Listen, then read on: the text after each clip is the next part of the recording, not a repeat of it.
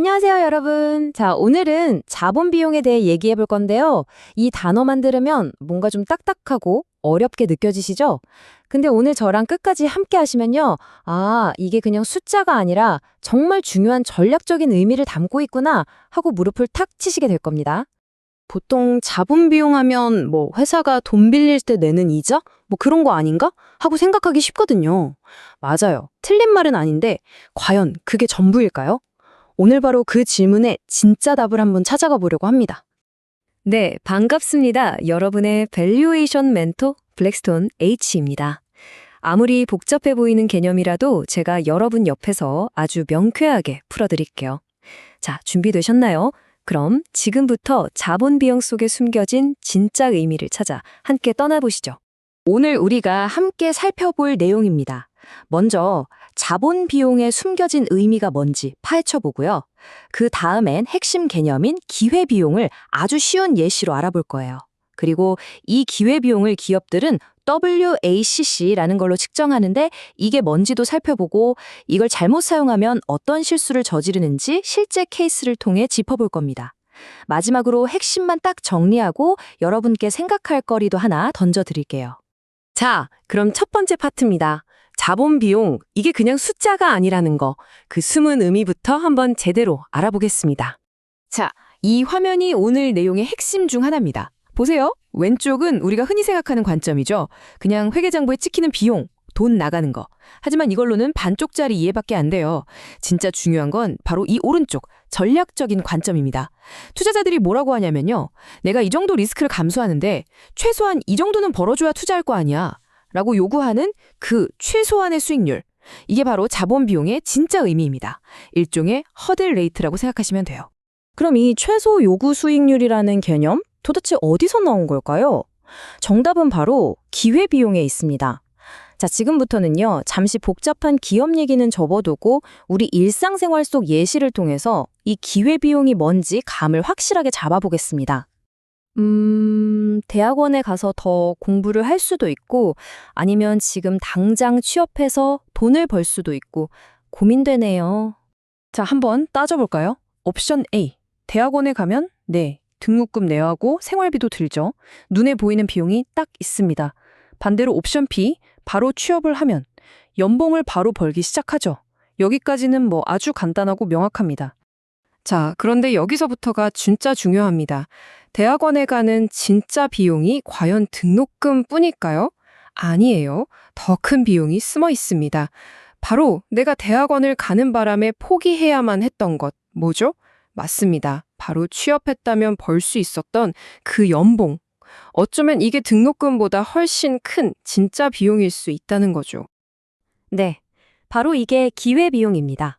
어떤 걸 선택하면서 포기한 다른 대안들 중에 가장 가치가 큰 것, 그걸 바로 기회비용이라고 부르는 거죠.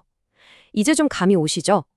자, 그럼 이 개념을 다시 기업의 세계로 가져와 볼까요? 기업들은 이 기회비용을 어떻게 숫자로 측정할까요? 좋습니다. 다시 기업 이야기로 돌아와서요. 방금 우리가 대학원 예시로 이해했던 바로 그 기회비용 개념, 이게 기업에서는 어떻게 적용되고 또 이걸 어떻게 구체적인 숫자로 딱 계산해내는지 한번 살펴보겠습니다. 자, 기업이 어떤 프로젝트에 투자를 한다고 생각해 보세요. 이 돈을 이 프로젝트에 안 썼다면 뭘 할 수 있었을까요? 가장 좋은 대안은 아마도 그 돈을 그냥 투자자들, 즉 주주나 채권자들에게 돌려주는 거였겠죠. 그럼 투자자들은 그 돈으로 다른 데 투자해서 수익을 냈을 거고요. 바로 그 다른 데 투자했으면 벌 수 있었을 수익률이 이 프로젝트의 기회비용이 되는 겁니다. 그리고 이걸 측정하는 아주 중요한 도구가 바로 WACC, 가중평균 자본비용입니다. 네, 바로 이겁니다. 그 유명한 WACC 공식이죠. 와, 보기만 해도 머리가 좀 아프시다고요? 괜찮습니다. 전혀 복잡하지 않아요. 하나씩 뜯어보면 정말 간단하고 논리적입니다. 이 공식의 기본 아이디어는 이거예요. 회사는 돈을 두 군데서 가져오죠. 주주한테서 그리고 은행 같은 채권자한테서요. 이 두 자금의 비용을 각각의 비중만큼 고려해서 평균을 낸 게 바로 WACC입니다. 자, 그럼 표를 보면서 하나씩 차근차근 보죠. 먼저 R. 이건 주주들이 이 정도는 벌어줘야지 하고 기대하는 수익률, 즉 자기 자본 비용입니다. 그리고 RD는 채권자들이 요구하는 이자율, 타인 자본 비용이고요. E와 D는 각각 주주돈과 빌린 돈의 크기, 즉 시장 가치라고 보시면 되고, V는 이걸 다 합친 전체 회사 가치입니다. 근데 마지막에 1-TC 이건 왜 곱하냐고요? 좋은 질문입니다. 회사가 이자를 내면 그만큼 세금을 덜 내거든요. 그 세금 절감 효과를 반영해 주는 겁니다. 결국 WACC는 이 회사의 투자자들이 평균적으로 기대하는 수익률, 즉 이 회사의 기회비용을 딱 하나의 숫자로 보여주는 아주 강력한 지표인 셈이죠. 자, 이제 개념은 어느 정도 잡힌 것 같으니 실전으로 한번 들어가 볼까요? 이 개념을 잘못 적용하면 얼마나 큰 실수를 저지르게 되는지 아주 흔한 M&A 케이스를 가지고 한번 이야기해 보겠습니다. 자, 상황은 이렇습니다.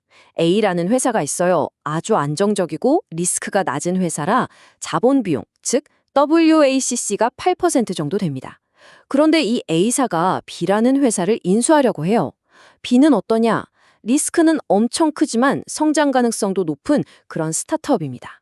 그리고 B사를 인수하면 기대되는 수익률이 한 15% 정도 된다고 하네요.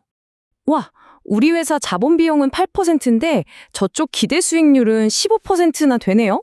7%나 초과 수익이 나는 거니까 이건 무조건 해야 하는 딜 아닌가요?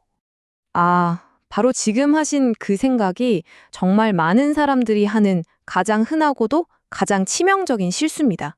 자, 이 문장 하나만은 오늘 꼭 기억해 주세요. 중요한 것은 자금의 비용이 아니라 투자 대상의 위험이다. 다시 한번요.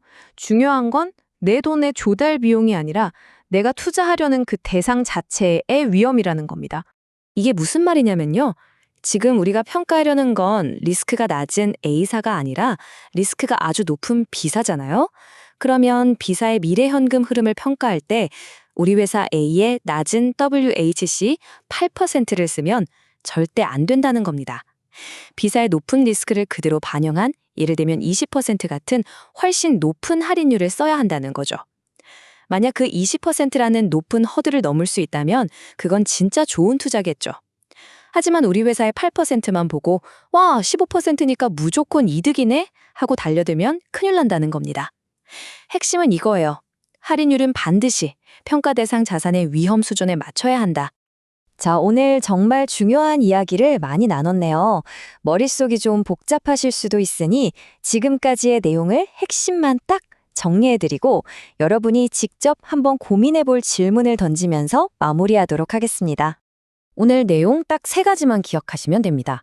첫째, 자본 비용은 그냥 비용이 아니라 기회비용이다. 둘째, 이 기회비용이라는 건 결국 리스크에 대해 투자자들이 요구하는 최소 수익률이다. 그리고 마지막, 이게 제일 중요한데요. 어떤 투자를 평가할 때 쓰는 할인율은 내 기준이 아니라 바로 그 투자 대상의 리스크에 맞춰야 한다는 것. 이 3가지, 이것만은 절대로 잊지 마세요. 자, 이제 여러분께 질문 하나 드릴게요. 오늘 배운 걸 한번 적용해 보세요. 여러분 회사가 아주 안정적인 제조업체라고 칩시다. 그런데 갑자기 리스크가 엄청나게 큰 기술 스타트업에 투자할 기회가 생겼어요. 자, 이 스타트업의 가치를 평가할 때 어떤 자본 비용을 써야 할까요? 우리 회사의 안정적인 WACC? 아니면 그 스타트업의 살벌한 리스크를 반영한 WACC? 한번 곰곰이 생각해 보세요. 답은 이미 여러분 안에 있습니다. 오늘 이 시간이 자본 비용을 보는 여러분의 시야를 확 넓혀드렸기를 바랍니다. 지금까지 여러분의 밸류에이션 멘토 블랙스톤 H였습니다. 고맙습니다.